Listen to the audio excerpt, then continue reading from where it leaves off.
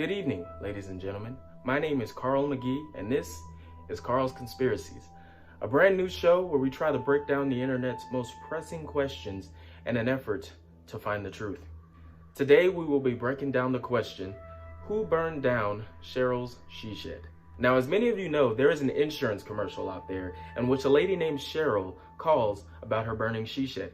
Here's the footage. Well, it finally happened, Zachary. Somebody burned down my she shed. Nobody burned down your she shed, Cheryl. Well, my she shed's on fire.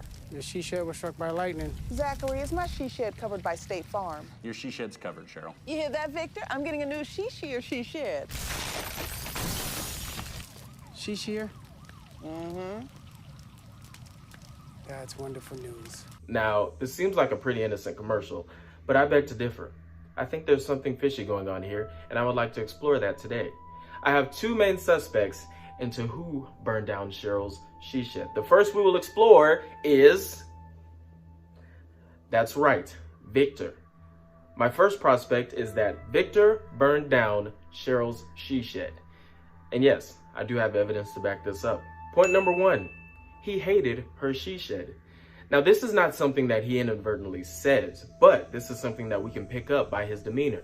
Notice how sad and distraught he looks. He doesn't necessarily look sad and distraught because her she shed is burning down. He just looks sad and distraught because of the situation in general. It doesn't seem like he cares much for her she shed, and we can tell that by his demeanor. But I have more evidence to back this up. Point number two, it wasn't even raining, so how was it struck by lightning?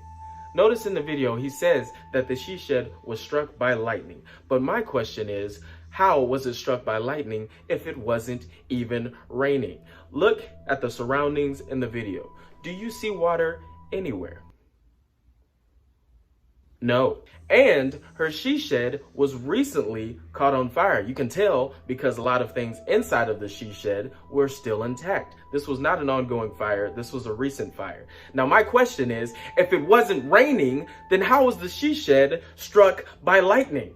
And what makes it even worse is that Victor knew that it was struck by lightning and had to explain that to Cheryl, which means Victor was there when it was caught on fire. Interesting. The reason this is interesting is because he then had to contact Cheryl and tell her that her she shed was on fire. My question is, why was he standing out there watching the fire instead of trying to put the fire out? He could have easily done something about it, yet he decided not to. But don't worry, I have more evidence to back this up. Point number three, Cheryl knew that someone wanted to burn down her she shed. She points out in the video that it finally happened. Well, it finally happened, Zachary. Somebody burned down my she shed. Nobody burned down your she shed, Cheryl. Well, my she shed's on fire. How did she know that someone wanted to burn down her she shed? I think she noticed something either around the house or around her friends and family that made her think someone wanted to burn down her she shed. Once again, notice Victor doesn't really seem that alarmed. He seems distraught. Maybe the plan didn't work out. Now, there's a lot of evidence to support the point that I just made, but this is not the point that I believe. This is just a mere suspect. The point that I actually believe is the person behind all of this. The person to make Victor look and feel that distraught. The person that is in control of her own she shed. Yes, that's right. I think that Cheryl burned down her own she shed. And I have evidence to support this. Point number one, she knew it was coming. The point that I just made to support Victor burning down her she shed is also the point that I'm going to make to support Cheryl burning down her own she shed and the fact that she knew it was coming. The reason I say that this is evidence is that she knew that it was going to happen, which means she planted the seed over a period of time to let them know that this was going to take place. The reason, once again, that this is evidence is that this takes the blame off of her and lets people know that there is a bigger picture happening here. That there is something more than just Cheryl, that somebody is out to get her.